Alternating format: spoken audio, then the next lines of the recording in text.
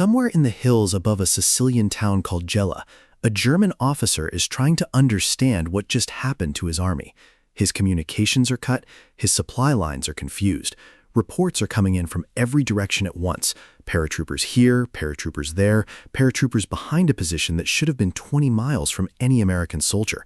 He cannot get a clear picture of the battlefield because the battlefield, as he understood it an hour ago, no longer exists.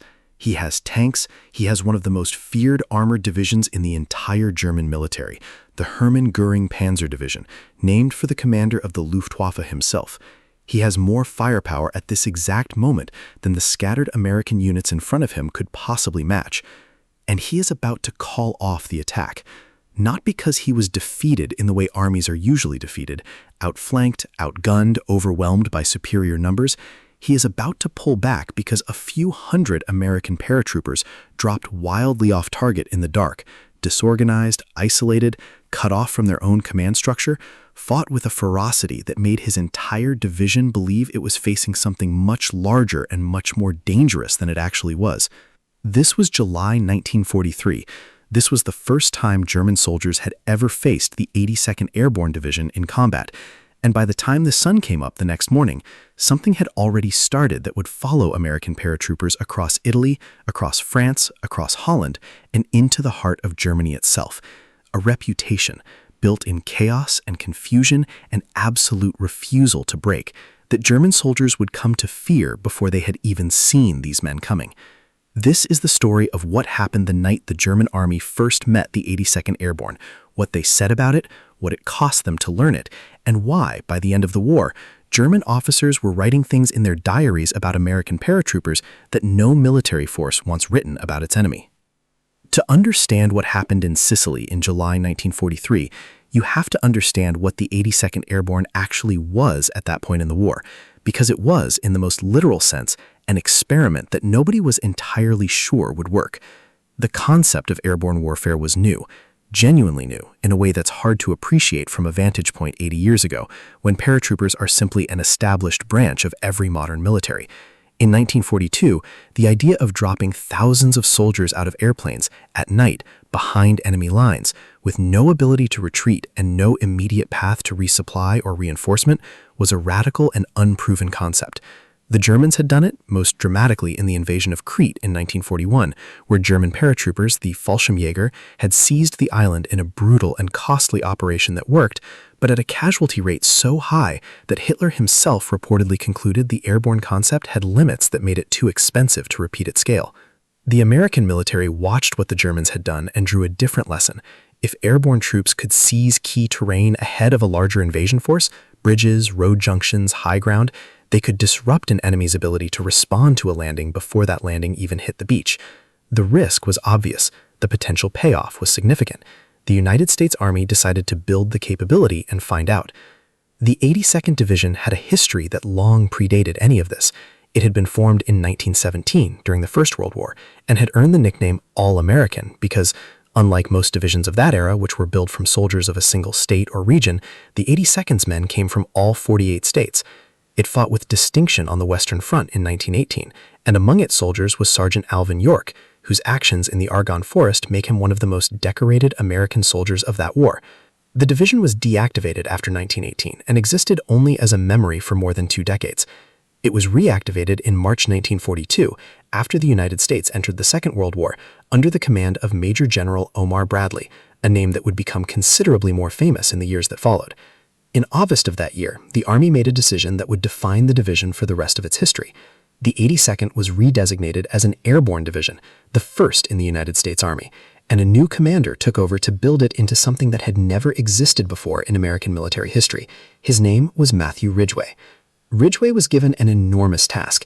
He had to take a conventional infantry division and transform it in a matter of months into a force capable of parachuting and gliding into combat.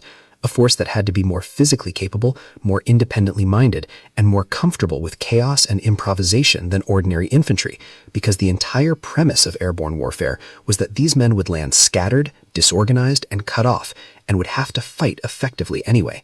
The men who volunteered for this, and it was an all-volunteer force because the Army understood that this kind of soldier had to want to be there, were a specific kind of person. The training was deliberately, brutally selective. Jump school, physical conditioning that exceeded standard infantry training by a significant margin. A culture that prized individual initiative and aggression in a way that the rest of the Army, with its emphasis on coordinated unit movement and clear chains of command, did not. One of the men who rose through this new structure was a young officer named James Gavin. Gavin had enlisted in the Army as a teenager, worked his way up through the ranks, eventually earned a commission, and become one of the most articulate and forceful advocates for the airborne concept within the Army's officer corps. By 1943, he was a colonel commanding the 505th Paratrooper Infantry Regiment, one of the regiments that would make up the spearhead of the 82nd Airborne's first combat operation. That operation was the invasion of Sicily, Operation Husky, and it was about to put the entire airborne concept to its first real test, under conditions that would expose every weakness in the plan and very nearly cause the United States Army to abandon the idea of airborne warfare entirely. The plan for Operation Husky called for a massive combined Allied invasion of Sicily, the large island at the southern tip of Italy, beginning on the night of July 9th into July 10th, 1943. American and British seaborne forces would land on Sicily's southern coast. Ahead of them, airborne troops would drop behind the beaches under cover of darkness, seizing key terrain to disrupt any German or Italian counterattack against the landing forces before they could establish a secure beachhead. The American airborne component fell primarily to the 82nd Airborne Division, with Gavin's 505th Paratrooper Infantry Regiment leading the assault. The plan on paper was sound. In practice, almost everything that could go wrong did. The pilots flying the C-47 transport planes that carried the paratroopers had been given minimal training for the specific demands of a night combat drop. Their navigational references were daylight aerial photographs of a landscape they would now be flying over in pitch darkness. As the aircraft approached Sicily, strong winds, gusting up to 35 miles per hour, well above the threshold at which the 82nd would normally have canceled a training jump, scattered the formation. The result was chaos on a scale that is difficult to overstate. Paratroopers who were supposed to land in a concentrated drop zone near Gela, ready to seize and hold the high ground called Piano Lupo, were instead scattered across dozens of miles of Sicilian countryside. Some landed near their intended targets, many did not. Colonel Gavin himself, on hitting the ground, was for a period of time genuinely uncertain whether he had landed in Sicily at all. From a purely tactical planning perspective, this was a disaster. Units that were supposed to fight together as cohesive, coordinated forces were instead isolated in small groups, often just a handful of men, scattered across unfamiliar terrain in the dark with no clear picture of where their fellow soldiers were or what objectives they could realistically expect to accomplish. But something unexpected happened as a result of that chaos, and it is the thing that more than any single tactical decision made that night shaped how German forces would come to understand and fear American paratroopers for the rest of the war. Because the American paratroopers were scattered everywhere, German and Italian forces on Sicily found themselves facing a threat that seemed to be coming from every direction simultaneously. There was no single front line to defend, no single drop zone to counterattack and eliminate. Small groups of paratroopers, often acting on their own initiative with no contact with higher command, began cutting telephone lines, ambushing German supply columns, attacking isolated outposts, and creating the impression, through sheer unpredictability, that the Allied airborne presence on the island was far larger and far more organized than it actually was. The German command structure on Sicily, trying to assess the scale of the threat and respond accordingly, could not get a clear picture of what they were facing. Their communications were being cut faster than they could be restored. Their patrols kept running into small, aggressive groups of Americans in places no one had told them to expect Americans.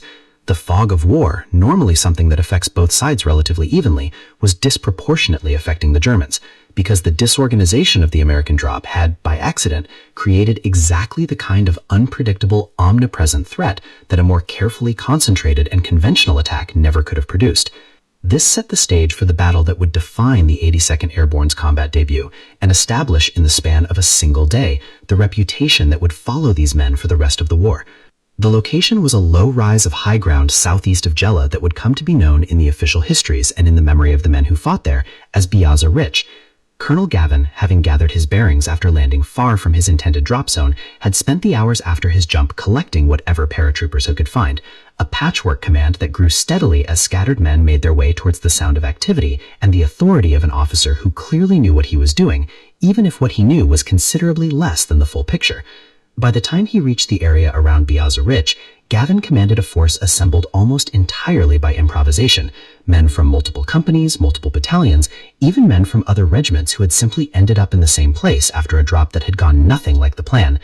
What Gavin's improvised force ran into, on the far side of the ridge, was a regiment of the Hermann Göring Panzer Division, one of the most capable and well-equipped formations in the entire German military in the Mediterranean theater, supported by Tiger tanks, among the most feared armored vehicles of the war. On paper, this was not a fair fight, a scattered, improvised collection of lightly armed paratroopers without their heavier weapons and equipment, much of which had been lost or scattered in the same chaotic drop that had scattered the men themselves, against a regiment of German panzer grenadiers with tank support. The fighting at Biaza Ridge, which unfolded over the course of July 11, 1943, was brutal and close. The paratroopers had little in the way of anti-tank weapons capable of reliably stopping a Tiger tank. What they had was position, the terrain of the ridge itself, and an absolute, almost incomprehensible refusal to give ground. They held. They held against tanks. They held against a numerically and Ridgway, in the aftermath, wrote that as deplorable as the loss of life was, the lessons learned could not have been driven home any other way, and that those lessons provided the foundation for ensuring it would not happen again. It was a clinical, professional response to an emotional catastrophe, and it was also, in its way, exactly the kind of unsentimental determination to learn and adapt that would come to define how the 82nd Airborne operated for the remainder of the war. The division did not have to wait long to put those lessons to use. There were more campaigns ahead, more drops, more nights when everything that could go wrong would test the men of the 82nd Airborne against both the enemy in front of them and the chaos of war itself. And in each of those campaigns, the reputation that had begun almost by accident in the scattered chaos of the Sicilian night continued to grow. Not because the Americans were winning easy victories, but because German soldiers kept encountering small groups of these men in places they weren't supposed to be, fighting with an intensity that seemed disproportionate to their numbers. By early 1944, the 82nd Airborne had fought in Sicily and at Salerno on the Italian mainland, and elements of the division, particularly the 504th Parachute Infantry Regiment, found themselves committed to one of the most grinding and miserable campaigns of the entire West, the Allied landing at Anzio. Anzio was meant to be a bold stroke, an amphibious landing behind German lines on the Italian coast, intended to outflank the German defensive positions blocking the Allied advance towards Rome and force a rapid collapse of German resistance in central Italy. Instead, it became a brutal, static, and costly campaign that bore an uncomfortable resemblance to the trench warfare of the previous World War. The Allied beachhead was contained by determined German counterattacks, and for months, American and British forces fought from fixed positions against a German army that had rushed reinforcements to seal them in. The 504th Parachute Infantry Regiment fought at Anzio with a ferocity that became, even within a division already known for aggressive combat, something distinctive. Operating along the Mussolini Canal, a position that became one of the most contested and dangerous sectors of the entire beachhead, the men of the 504th conducted aggressive night patrols deep into German-held territory, not the cautious, defensive patrolling that characterized much of the static fighting at Anzio, but deliberately offensive raids designed to keep the Germans facing them perpetually unsettled, uncertain when or where the next attack would come from. It was during this period, in the static, exhausting, nerve-thraying combat along the Anzio beachhead, that a moment occurred which would give the 82nd Airborne one of the most famous nicknames of the entire war, a nickname that did not come from American public relations officers or war correspondents looking for a good headline, but from the words of a German officer himself.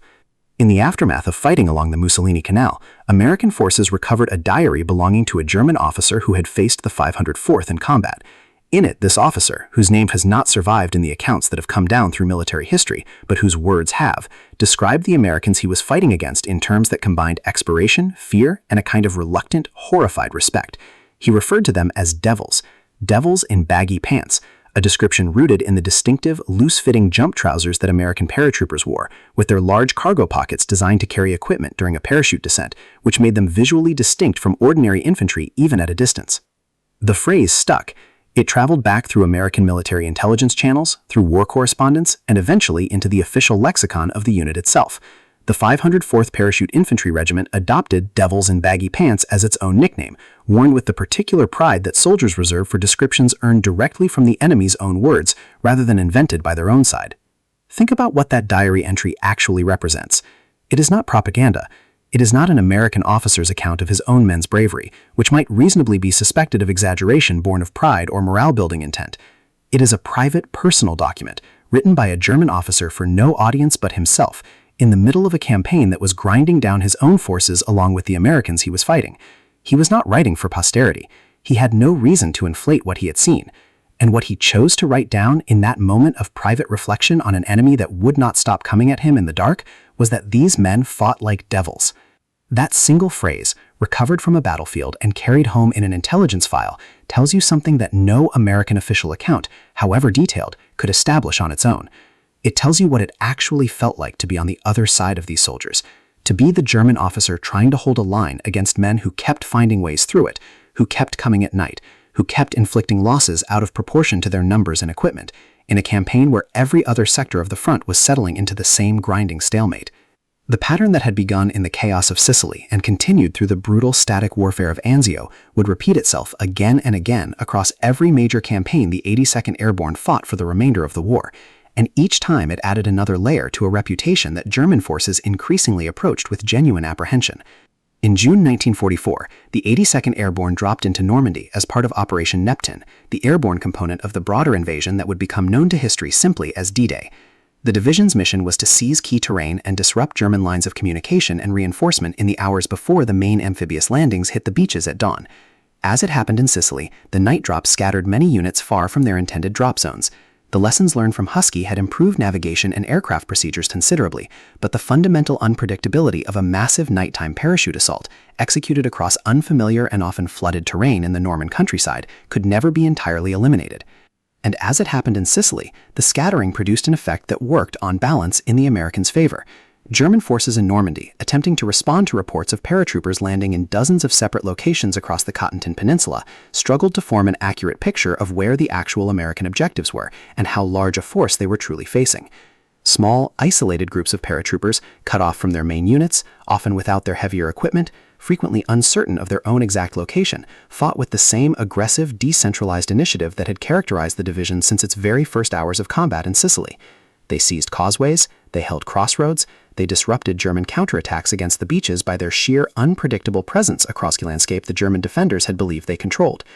By September 1944, when the 82nd Airborne dropped into Holland as part of Operation Market Garden, the division was fighting German forces that, in many cases, had encountered American paratroopers before, at Anzio, in Normandy, in the fighting that followed the breakout from the Norman beachhead, and the reputation preceded them in a way that shaped how German commanders approached the engagement. The fighting around Nijmegen, including the dramatic and costly assault crossing of the Wall River conducted by the 504th, the same regiment that had earned the Devils in Baggy Pants name at Anzio, was conducted against German defenders who understood from hard experience elsewhere on the Western Front exactly what kind of opponent they were facing. By the time the war reached its final winter, during the German offensive in the Ardennes that became known as the Battle of the Bulge, the 82nd Airborne was rushed into the line as part of the emergency American response to the surprise German attack. Soldiers of the 504th, digging in near the Belgian town of Bra, encountered German SS reconnaissance troops in fighting that by this stage of the war had become almost routine for a division that had spent 2.5 years establishing exactly what kind of resistance the Germans could expect whenever they ran into the men with the AA patch on their shoulders. And when the war in Europe finally ended in May 1945, the 82nd Airborne Division was selected for one of the most symbolically significant assignments of the entire post-war occupation: ceremonial duty in Berlin, the conquered capital of the Reich itself. It was there, reviewing the division's honor guard, that General George Patton, a man not given to easy praise, and certainly not a man inclined to flatter another commander's troops with genuine cause, reportedly remarked that in all his years in the army and all the honor guards he had ever reviewed, the 82nd was undoubtedly the best. It was from this moment, in the rubble of the city that had started the war that had caused so many lives on both sides, that the 82nd Airborne acquired one more name to add to the list it had been accumulating since Sicily: America's Guard of Honor, a title that sat alongside All-American and Devils in Baggy Pants as a kind of accumulated record of what this division had proven in the eyes of both its own commanders and the German officers who had faced it across nearly 3 years of continuous combat. Here is what is worth sitting with after all of this. After Piazza Ridge and Anzio and Normandy and the bridge at Nijmegen and the line near Bra. After the diary entry that gave a regiment its name. After Patton's praise in the ruins of Berlin. The reputation of the 82nd Airborne Division was not built primarily on the things that get celebrated in the easiest, most uncomplicated version of military history: the clean victories, the decisive battles won exactly according to plan. It was built, to a significant degree, on chaos, on a drop scattered across dozens of miles of unfamiliar Sicilian terrain by winds the pilots hadn't trained for, on small groups of men, cut off from command, equipped with whatever they happened to be carrying when they hit the ground, who simply refused to stop fighting, because stopping was never presented to them as an option. What German commanders learned that first night and in every campaign that followed was not that the 82nd Airborne possessed some overwhelming material or numerical advantage. They learned almost the opposite, that these were frequently outnumbered, often disorganized, sometimes nearly out of ammunition and completely cut off from reinforcement, and that none of that seemed to matter to how they fought. General Conrad pulled back his forces at Gela not because he had calculated that the Americans had more men or better equipment, but because the disruption and aggression of a relatively small number of paratroopers had convinced him the threat was larger and more dangerous than it actually was. The German officer at Anzio who wrote about devils in baggy pants was not describing soldiers who had better tanks or artillery. He was describing soldiers who would not stop coming. That is, in the end, the actual content of the reputation this division built between 1943 and 1945. Not invincibility. Paratroopers died in every one of these campaigns, in numbers that were often appalling, killed by tanks they had no good way to stop and by their own side's anti-aircraft guns in the confusion of a chaotic night sky over the invasion fleet. The reputation was built on something else, on the specific, repeated, well-documented experience of German soldiers who encountered small groups of American paratroopers in places those soldiers were not supposed to be, fighting with an intensity that consistently exceeded what the tactical situation seemed to justify. It is worth asking what that quality actually was and where it came from. Part of it was the selection process. These were volunteers, screened and trained to a standard well above the Army's general infantry requirements, in a culture deliberately built around individual initiative and aggression. Part of it was leadership, officers like Gavin, who led from the front and built personal credibility with the men under his command by sharing the same risks they faced. Part of it, ironically, was the very thing that should have been a catastrophic weakness, the fact that airborne operations, by their fundamental nature, scattered men into small, isolated groups with no immediate path to retreat or reinforcement.